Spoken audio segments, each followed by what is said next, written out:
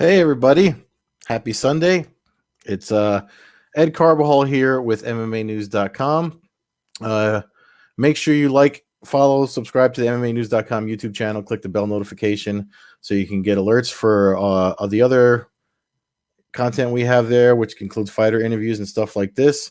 This week we have Mirab Devashvili, who speaks with James Lynch about his match with Cody Stamen coming up soon.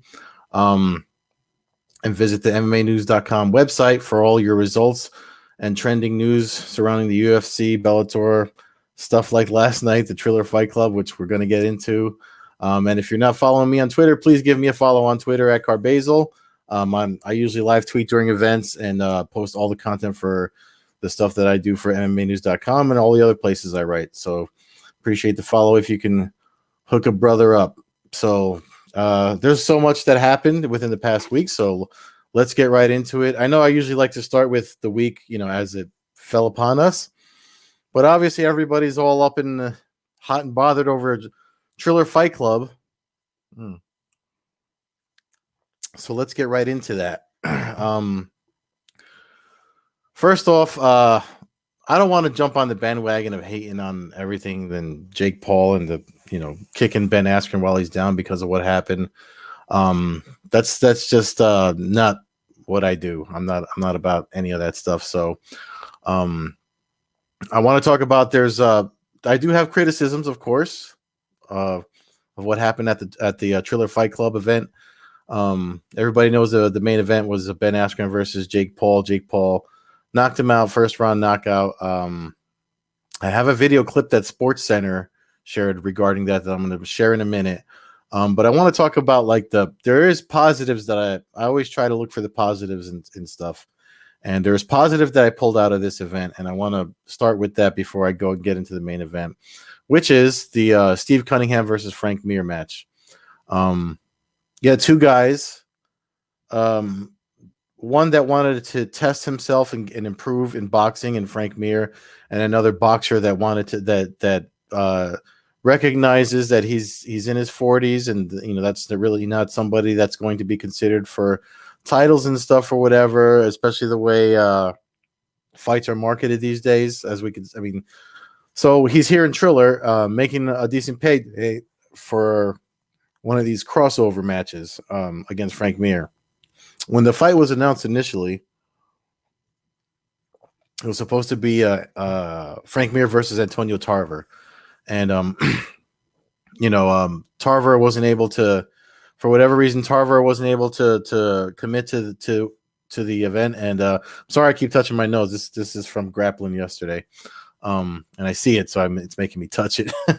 The thing about the matchup with when they changed it to Mir and Cunningham, for me, I actually got really excited. I think I might have said it on one of the past Sunday submissions for this, but it's two professional fighters that I really respect, and I really like what they bring in both their careers, for Cunningham for boxing and Mir for MMA.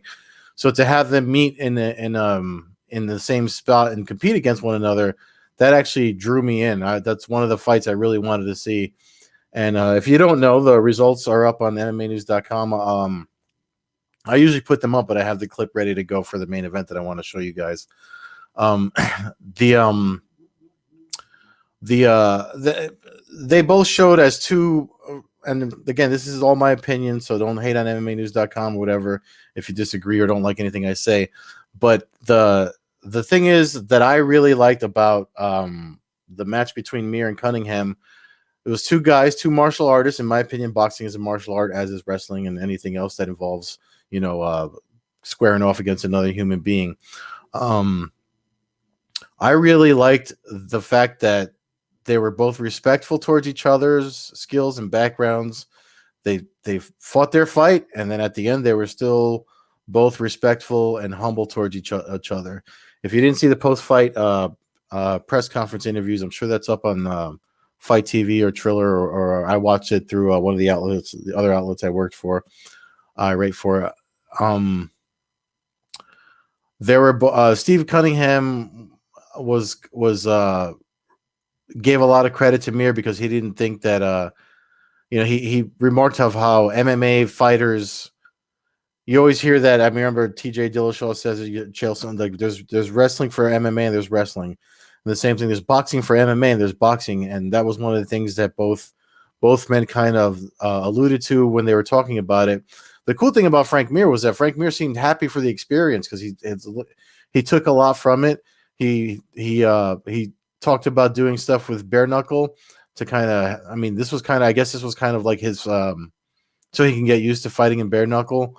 Well, I thought the ring was a little small for the Triller Fight Club event, but for what Frank Mir is doing this for, if he's going to do BKFC, they have a small circular ring that they fight in, so that's only going to help him in his experience. It's kind of, it's a way for him to get broken into fighting in this new, rule set and format. And he talked about how there's openings he saw that he couldn't really act on, which might have caused some hesitancy in him.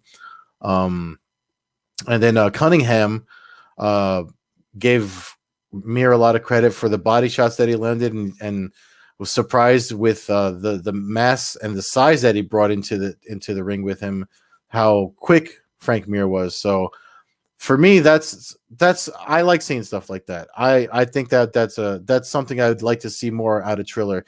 If you're gonna do, and not for nothing, it's if you look at these boxing MMA crossovers, when MMA goes, especially MMA going towards boxing,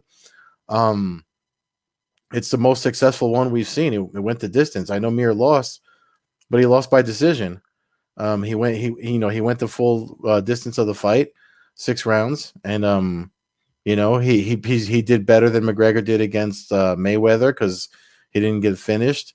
I don't mind this. I mean, if I didn't mind this one in particular. So the thing about these crossover events is if it's a boxing rule set, the person with the senior experience in that rule set is going to win. So try to keep this in mind when you jump on the bandwagon of loving and hating these events. That's what's going to happen. If a boxer goes to MMA, of course the MMA guy is going to win. No matter the level, the person with the senior experience in that rule set is going to win. Moving on from that, main event. The person with the senior experience in this boxing rule set was Jake Paul. I don't know if it was part of, first of all, and I'm not kicking ass for him when he's down. Dude, 16-month layoff, had a hip replacement surgery, and still trying to compete in a combat sport. One thing I took out of his post-fight interview was that he said someone asked him if we're going to see him, and he cut that person off and said, "You're not going to see me in a cage or a ring again." I mean, it's the reason he retired from MMA, his last retirement announcement from MMA when he left the UFC was because of the hip replacement surgery, and he knew that would have an effect. Maybe this is what we saw last night. But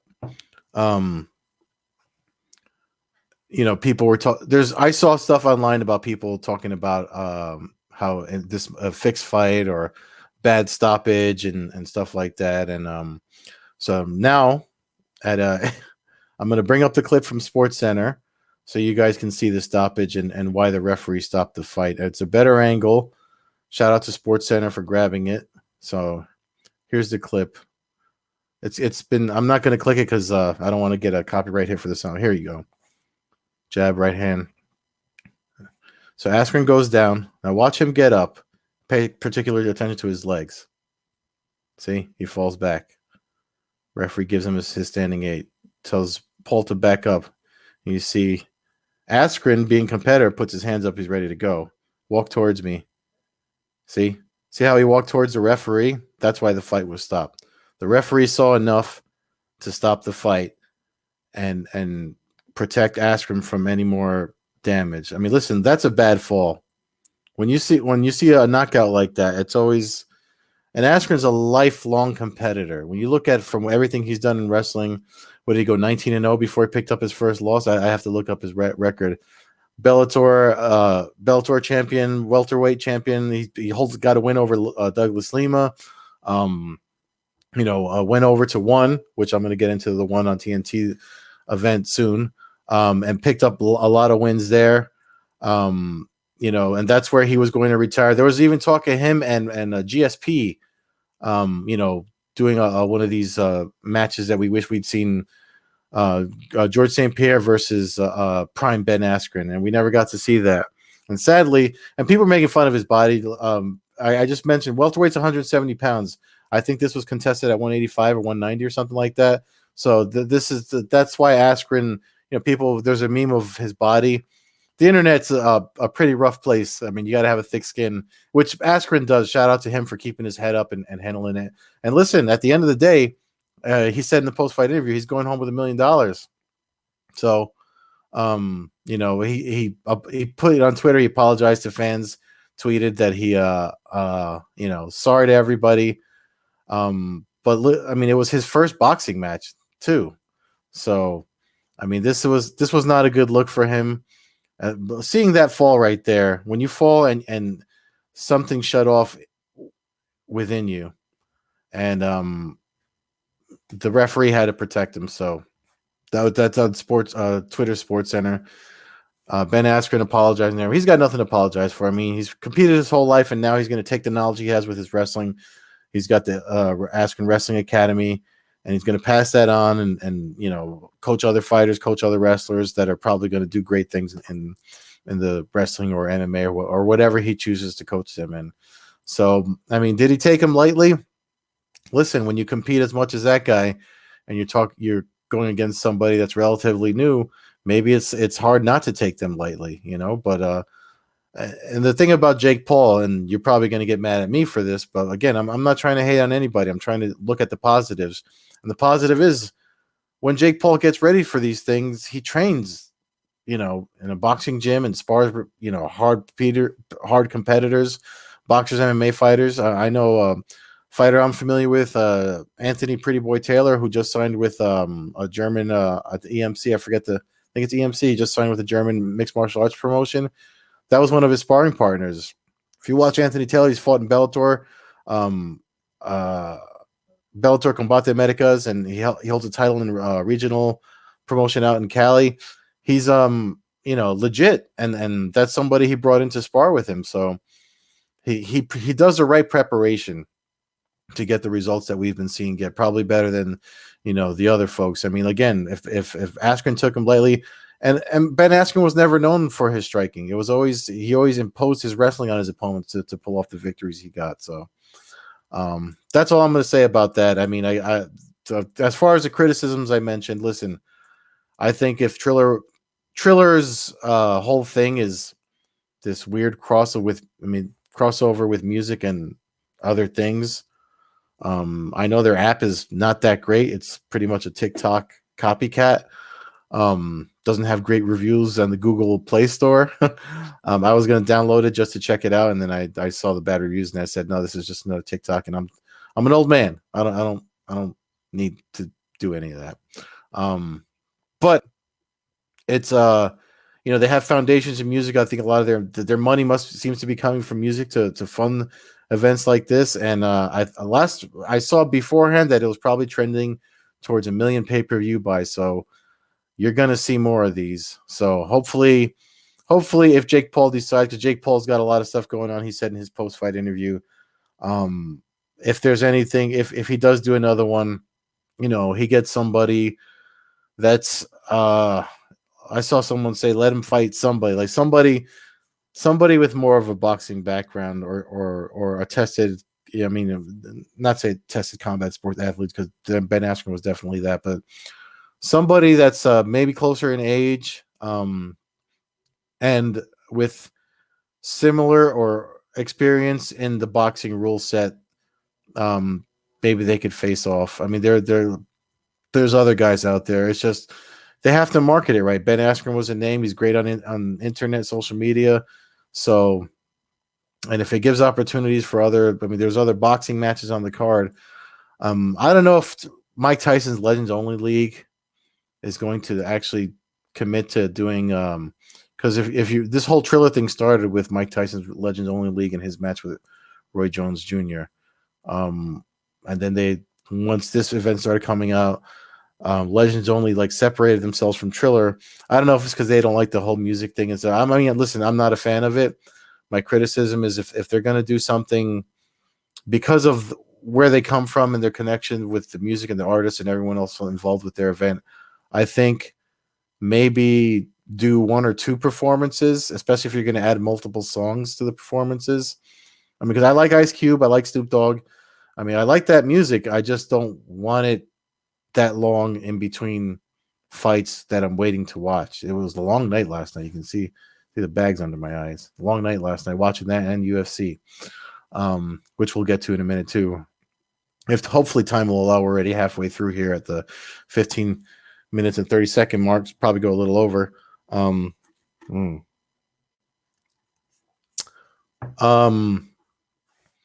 But yeah, maybe do 2 performances and then insert your fights between, depending on how many fights they have. Let me see. They had there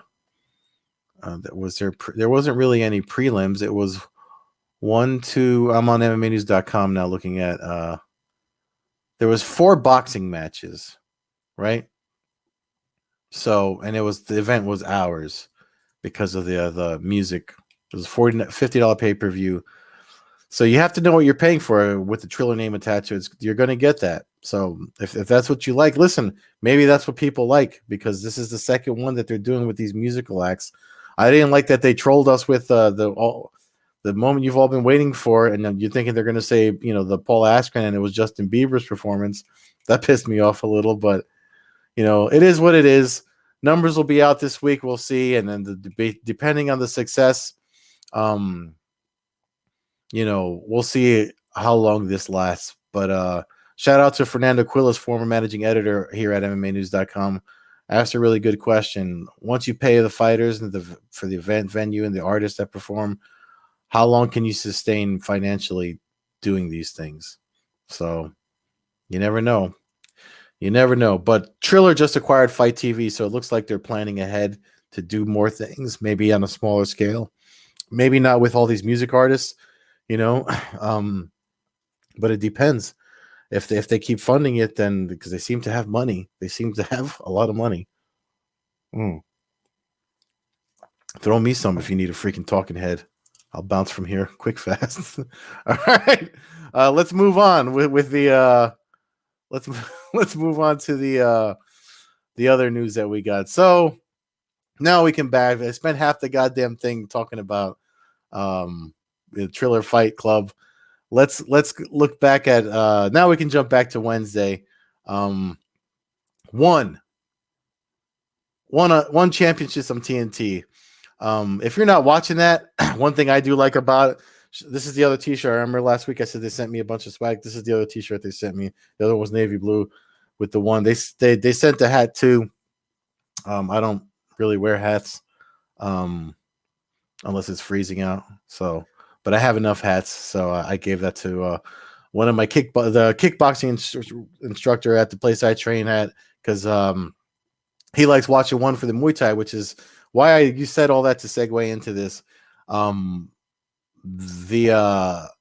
Muay Thai atomweight fight between Janet Todd and Lynn Hogstad, the TKO that happened in the 3rd round of that fight. If you haven't seen it, you really need to see it.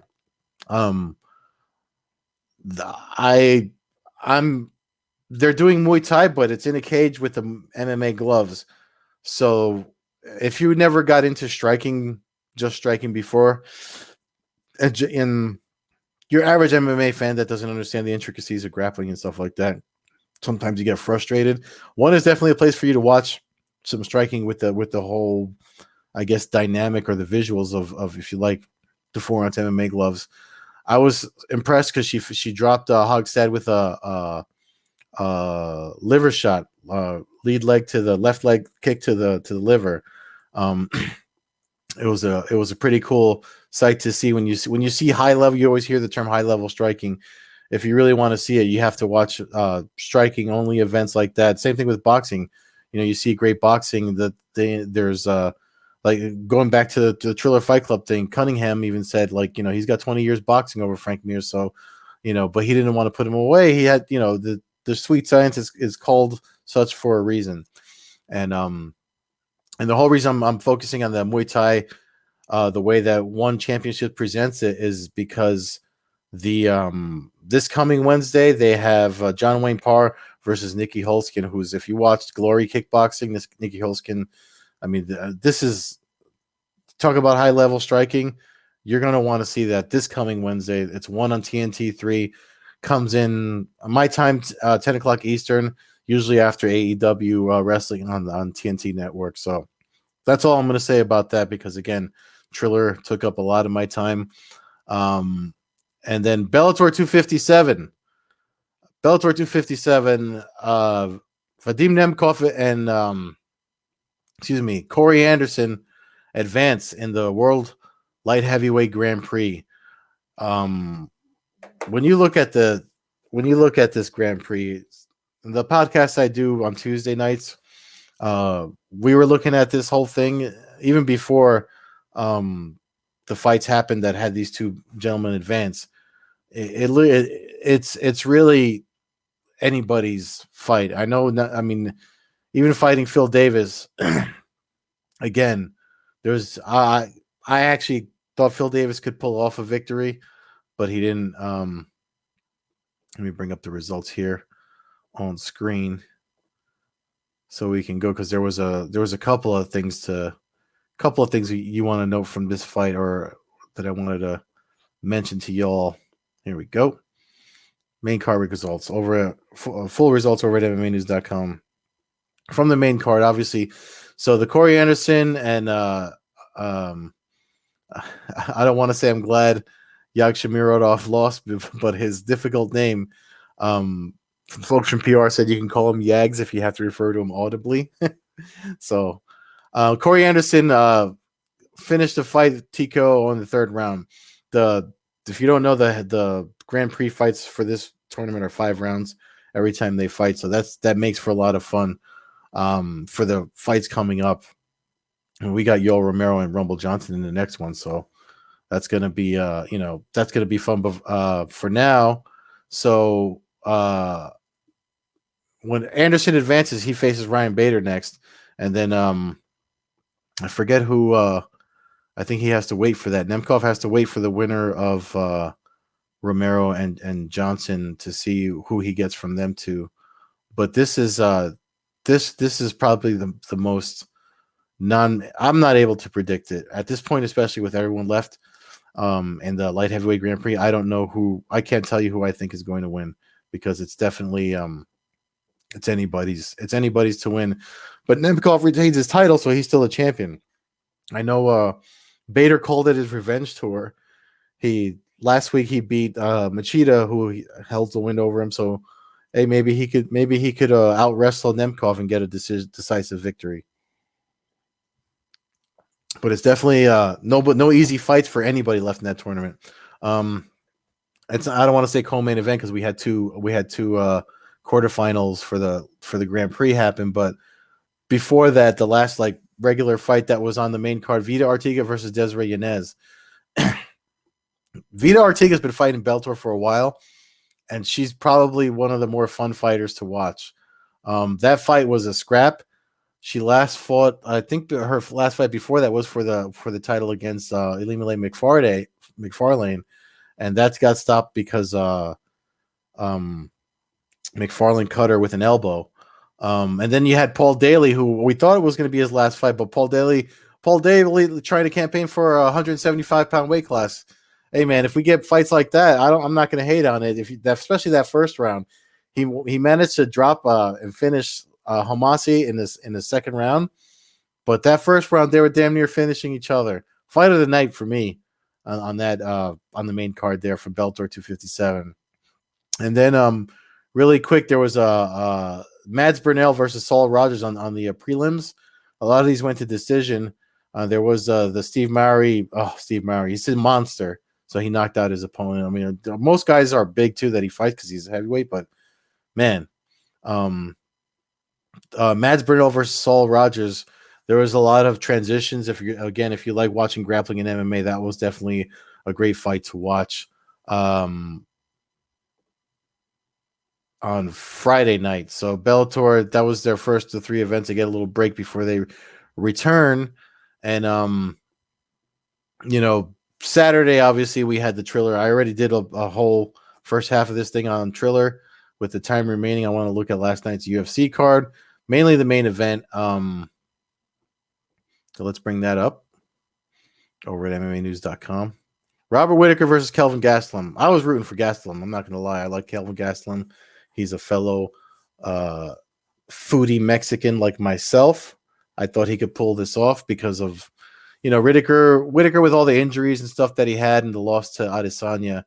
He got finished by Adesanya. Kelvin damn near got finished by Adesanya, but I still think Gaslam laid out the blueprint to beat Adesanya at middleweight anyway. But one obviously the co-main event with Andrei Arlovski and Chase Sherman. Listen, people were writing off Arlovski, and look at that. He pulls off a unanimous decision victory over Chase Sherman. I mean, that was a pretty good fight, too. It was entertaining to watch. We actually had an interview with I'm looking for it. Where was it? It was on the prelims. Yeah, Jessica Penney versus Lupita Godinez. We had an interview on the YouTube channel with Lupi, as they call her.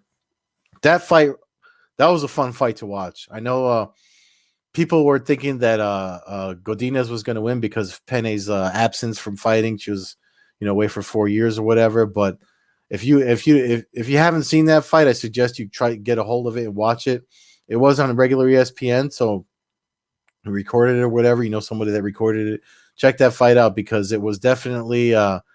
Godinez was a stronger fighter because she actually threw Penney at one point, but Penney's. She won because she won by split decision because it could have gone either way. I guess some judges saw those throws and the strength of Godinez as an advantage, but Penney's constant attack, she went for, even when she was against the cage, she was constantly attacking, even in the grappling scenarios. She was going for a triangle when she got tossed. So, and she threw her a lot. That was a hard fight for Jessica Penney to come back on. So, emotional victory for her. Shout out to her for winning. And now we look at, post-fight interview. Robert Whitaker said the only fight he feels that's left for him is the middleweight, to another shot at the title. It's weird because he wasn't saying that months ago. He kind of just wanted to have fun and fighting, but you got Marvin Vettori in line there for it. There's fights to make at middleweight. I don't care to see the. I know I've said it before. We saw Adesanya's light heavyweight attempt, and it didn't go well for him. Didn't make for a great fight. So maybe, if you want to keep him where he's best at 185, that's the fights to make for Adesanya. I think either of these men. He tweeted, "Good job, my son." Israel Adesanya. He tweeted, "Good job, my son," after Whitaker picked up the victory. But I think we're probably going to see, for middleweight, we'll probably see Vettori versus Adesanya. I know Darren Till was in the mix up until, but he's got a broken collarbone, and that takes a long time to come back from. I knew someone that broke their collarbone before, so that's not something that that's going to be that he gets over quickly. But listen, it's a strange space, the combat sports world. We're in a the thing I want to leave you guys with is, if going back to this whole crossover thing where I said about the senior person, the person that has experience in their rule set. The only thing I want to leave you with is we only had that once, really, in the heyday of the emergence of this the combat sport, this new combat sport, because mixed martial arts is the baby still compared to kickboxing, compared to boxing. It's only been around 26 years, 27 years, or what, 25. I forget what the anniversary. I stopped counting at 244, the last time they were here in the Garden, the UFC. But the only true crossover we got was when the playing field was even, and I'm talking about the rules set. UFC 1, there were no rules. Shout out to Campbell McLaren, The only rule is there are no rules marketing that they had for the first UFC event. And it was everybody. You come with what you know. I come with what I know, and we see which discipline works best. That's the only true crossover we're gonna get. I know they call it crossover because it's you know they try to. It's not boxing versus MMA because that was in UFC 1. These people fought under boxing rules. So if you feel like you're getting roped into something, know before you come into it. It's the what if factor that makes it sell, right? So either way, it makes for fun. Scott Coker talked about it before Bellator 257, and he said, "Listen, it's fun." So I mean, what do we watch sports for if it's not a little escapism and fun? So try not to kick all these fighters, winners and losers, around, no matter how they win or lose. You know, they are risking their bodies, you know, in controlled violence for our entertainment. So maybe take that with you as you go about your Sunday and go about your week. As we come upon the next UFC, you know, Masvidal versus Usman pay-per-view coming up, I'm going to leave you with that. Thank you so much for those that watch this and keep on watching the Sunday submissions. Make sure you, again, like, subscribe to the YouTube channel. Check out MMAnews.com. Follow me on Twitter. And I'll see you guys next Sunday. Enjoy the rest of your week. I'm tapping out. Peace.